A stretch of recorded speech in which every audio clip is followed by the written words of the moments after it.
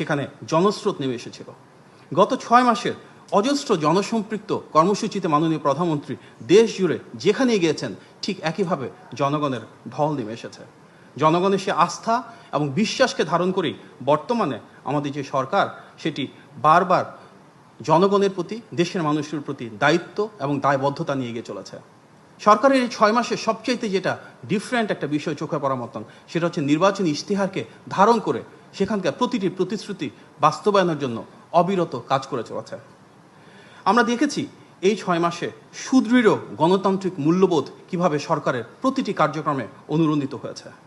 আজকে যে সরকার, তার পেছনে একটা দীর্ঘ ইতিহাস রয়েছে। ফ্যাসিবাদ বিরোধী 1.5 দশকের সেই রক্তক্ষয়ী সংগ্রাম, যেখানে গুম, খুন, হামলা, মামলা, মানবাধিকার লঙ্ঘন পেরিয়ে বাংলাদেশের সকল গণতন্ত্রকামী রাজনৈতিক দল বিএনপির নেতৃত্বে রাজপথে ছিল। সেই রক্তক্ষয়ী সংগ্রামের ধারাবাহিকতায় আমরা দেখেছি প্রতিটি শ্রেণী এবং পেশার মানুষ এবং গণতন্ত্রকামী প্রতিটি রাজনৈতিক দল এক হয়ে জুলাই গণ অভ্যুত্থানে ফ্যাসিবাদের পতন ঘটিয়েছিল। সেই ধারাবাহিকতায় জনমানুষের যেই আকাঙ্ক্ষা, এমন একটি বাংলাদেশ প্রতিষ্ঠা করা যেখানে মানবাধিকার থাকবে, বাক স্বাধীনতা থাকবে, আইনের অনুশাসন থাকবে, আমরা ঠিক সেটিই দেখেছি সরকারের এই কার্যক্রমে। গত 6 মাসে বাক স্বাধীনতা, আইনের অনুশাসন এবং মানবাধিকারের ক্ষেত্রে আমরা সর্বোচ্চ মানদণ্ড স্থাপন দেখেছি, যেখানে একটি বারের জন্য কখনো কোনো রাজনৈতিক নিপীড়ন হয়নি। যেখানে আমরা দেখেছি সর্বোচ্চ বাক স্বাধীনতা, অনেক সময় সেটা সীমা লঙ্ঘন করেছে। আমরা দেখেছি কিভাবে উস্কানি দেওয়া হয়েছে, অশোভন আচরণ করা হয়েছে, কিন্তু তারপরও সরকারের সর্বোচ্চ ধৈর্য এবং সহনশীলতার মাধ্যমে ঠিক যেভাবে শহীদ প্রেসিডেন্ট জিয়া রহমান বহুদলীয় গণতন্ত্র এস্টাবলিশ করেছিলেন, সেটিকেই ধারণ করে এগিয়ে চলেছে জনগণের সরকার। আমরা দেখেছি অত্যন্ত প্রাণবন্ত এবং স্বতঃস্ফূর্ত সংসদ, যেখানে মাননীয় সংসদ সদস্যরা একে অপরের আলোচনা করেছেন, সমালোচনা করেছেন, যৌক্তিকভাবে বিভিন্ন বিষয় উপস্থাপন করেছেন। দেশের ইতিহাসে নজিরবিহীন যে সরকারের গঠনের পর সংসদের প্রথম অধিবেশনে শতাধিক অধ্যাদেশকে আইনে রূপান্তর করা হয়েছে জুলাই গণ অভ্যুত্থানের সে আকাঙ্ক্ষাকে ধারণ করে। সন্ত্রাস বিরোধী সংশোধিত যে অধ্যাদেশ, সেটিকে সংসদে আইনে রূপান্তরের মাধ্যমে সন্ত্রাসী একটি রাজনৈতিক সংগঠন যারা ফ্যাসিবাদ কায়েম করেছিল তাদেরকে প্রাতিষ্ঠানিকভাবে নিষিদ্ধ করা হয়েছে। গণতান্ত্রিক মূল্যবোধের বিকাশের জন্য শিক্ষার্থীদেরকে সংসদে উপস্থিত হওয়ার সুযোগ করে দেওয়া হয়েছে। আমরা দেখেছি জাতির বীরশ্রেষ্ঠ যে সন্তানেরা রয়েছে তাদের নামে সংসদের গ্যালারিগুলোর নামকরণ করা হয়েছে। বিএনপির এই সরকারের ঐতিহ্য সেই সুমহান দর্শন বাংলাদেশি জাতীয়তাবাদ, এবং সেটিকে ধারণ করেই ভিন্ন মত, পথ, ধর্ম, বর্ণ, পাহাড়, সমতলের সক্ষম অক্ষম প্রতিটি মানুষকে এক কাতারে নিয়ে এসে আমাদের এই সরকার নিশ্চিত করেছে সকলের স্বাধীনতা, সকলের অধিকার এবং সকলের জন্য অন্তর্ভুক্তিমূলক উন্নয়ন, যার পাথেও আমাদের সাম্য, মানবিক মর্যাদা এবং সামাজিক সুবিচার দেশের প্রতিটি নাগরিকের জন্য সুনিশ্চিত করা। আমরা দেখেছি ইশতেহারের প্রতিটি প্রতিশ্রুতি বাস্তবায়নের জন্য কিভাবে নিরলস কাজ করে যাওয়া হয়েছে। এর কারণ এই ইশতেহারের ভিত্তির ভিতরে রয়েছে বিএনপির রাজনৈতিক যে দর্শন, সেটি এই ইশতেহারেই আমরা প্রতিফলিত হতে দেখেছি শহীদ প্রেসিডেন্ট জিয়া রহমানের ঐতিহাসিক 19 দফা, দেশনেত্রী বেগম খালেদা জিয়ার সেই ভিশন 2030, বর্তমান মাননীয় প্রধানমন্ত্রী প্রণীত বিএনপির 27 দফা এবং যুগপৎ আন্দোলনের শরিক সকল রাজনৈতিক দলকে এক করে আনা সেই 31 দফা। সুতরাং এই 4টি বিষয়, ঐতিহাসিক 19 দফা, ভিশন 2030, 27 দফা এবং 31 দফা, এবং নির্বাচন পূর্ববর্তী সময়ে সারা বাংলাদেশ জুড়ে সকল শ্রেণী পেশার মানুষের সাথে আলাপ আলোচনার মাধ্যমে প্রণীত ইশতেহারের আলোকে আজ দেশ পরিচালিত হচ্ছে।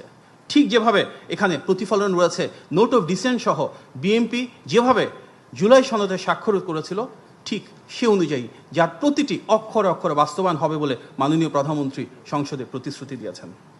আমরা দেখেছি ভোট প্রদানের পর হাতের কালি শুকানোর আগেই নির্বাচন ইশতেহারের কর্মসূচি বাস্তবায়ন শুরু হয়েছিল। মন্ত্রিসভার প্রথম যে বৈঠক, সেখানে অত্যন্ত স্বল্প সময়ের ভিতর সবার আগে যে নীতিটি কার্যকর করা হয়েছিল সেটি হচ্ছে কৃষক ভাইদের জন্য 10,000 টাকা পর্যন্ত সুদসহ ঋণ মওকুফ করা।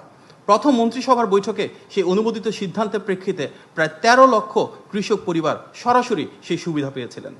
আমরা দেখেছি কৃষকদের ক্ষমতায়নের জন্য কৃষক কার্ড, নারীর ক্ষমতায়নের জন্য ফ্যামিলি কার্ড, প্রবাসীদের ক্ষমতায়নের জন্য প্রবাসী কার্ড, দেশ জুড়ে প্রতিটি জেলা পর্যায়ে এমপ্লয়মেন্ট এক্সচেঞ্জ চালুর উদ্যোগ।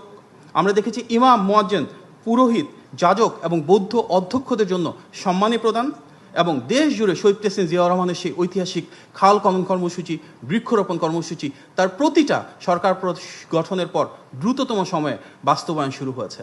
প্রাথমিকভাবে কোনোটা প্রি ট্রায়াল, কোনোটা ট্রায়াল, কোনোটা ফেজ 1, বাট প্রত্যেকটা ফ্ল্যাগশিপ বা সিগনেচার প্রোগ্রাম বাস্তবায়ন হয়েছে এবং এর মাধ্যমে গণমানুষের ভাগ্যের পরিবর্তন হওয়া শুরু করেছে।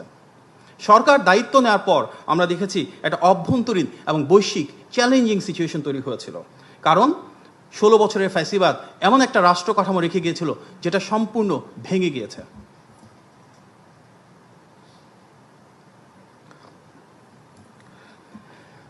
আমরা দেখেছি যে পবিত্র রমজান মাসে দ্রব্যমূল্য নিয়ন্ত্রণে রাখা হয়েছে। সরকার গঠনের পরে অত্যন্ত স্বল্প সময়ের সেই রাষ্ট্র ব্যবস্থায় যেন কোনো সিন্ডিকেট না হয়, যেন কৃত্রিমভাবে দ্রব্যমূল্য বাড়ানো না হয়, সেভাবে উদ্যোগ গ্রহণ করা হয়েছিল। ঈদ উল ফিতর এবং ঈদ উল আজহাতে আমরা দেখেছি দীর্ঘকাল পর কোনো ধরনের শ্রমিক অসন্তোষ হয়নি, কারণ সরকারের দৃঢ় পদক্ষেপে শ্রমিক, মালিক, ট্রেড অ্যাসোসিয়েশন, বিজনেস অ্যাসোসিয়েশন সবাইকে এক করে হলিস্টিকভাবে নিশ্চিত করা হয়েছে প্রতিটা শ্রমিক যেন ওনাদের বেতন, বকেয়া এবং বোনাস বুঝে পান। আমরা দেখেছি বৈশ্বিক বাজারে যখন তেলের দাম বেড়ে গিয়েছিল মধ্যপ্রাচ্যে যুদ্ধের কারণে, তখন বিশ্বের সব দেশে তেল বাড়ালো, একটা দীর্ঘ সময় পর্যন্ত বাংলাদেশে গণতান্ত্রিক সরকার তেলের দাম না বাড়িয়ে সে বরং সরবরাহকে নিরবিচ্ছিন্ন রেখেছিল। পবিত্র ঈদ উল আজহার সময় আমরা দেখেছি কোরবানির সময় কিভাবে পশুর ক্ষেত্রে বাংলাদেশ স্বয়ংসম্পূর্ণ হয়েছিল। অন্য কোনো দেশ থেকে পশু আমদানি না করে আমাদের যারা খামারি রয়েছে তাদেরকে স্বনির্ভর হিসেবে গড়ে তুলেছিল। এবং সেই ঈদের রাতেই অত্যন্ত দ্রুততম সময়ে, দিন থেকে শুরু করে ঢাকাসহ বিভিন্ন সিটি কর্পোরেশনে দ্রুততম সময়ে বর্জ্য অপসারণ নিশ্চিত করা হয়েছিল। সরকার দায়িত্ব নেওয়ার পরে খুব স্বল্প সময়ের ভিতর যে এসএসসি পরীক্ষা হয়, সেখানে দীর্ঘদিন পর কোনো ধরনের প্রশ্নপত্র ফাঁসের ঘটনা ঘটে নাই, বরং নির্মোহ এবং নিরপেক্ষভাবে যেই শিক্ষার্থীর যে গ্রেড বা যেই নাম্বার প্রাপ্য ঠিক সেভাবেই পরীক্ষাপত্র মূল্যায়ন করা হয়েছিল।